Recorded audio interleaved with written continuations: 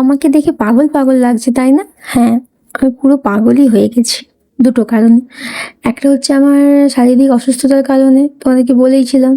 মাঝে মাঝে এমনই ব্যথা হয়, তখন ভাবি আমি কোনোদিনই আর ঠিক হব না, এই সারা জীবন এই ব্যথা নিয়ে হয়তো আমাকে কাটাতে হবে। আর দ্বিতীয়ত আমার মেয়ে। অনেকে বলে যে যাদের পুত্র সন্তান আছে তাদের মায়েদের এরকম অবস্থা, এরকম অবস্থা। দেখি অনেক ভিডিও।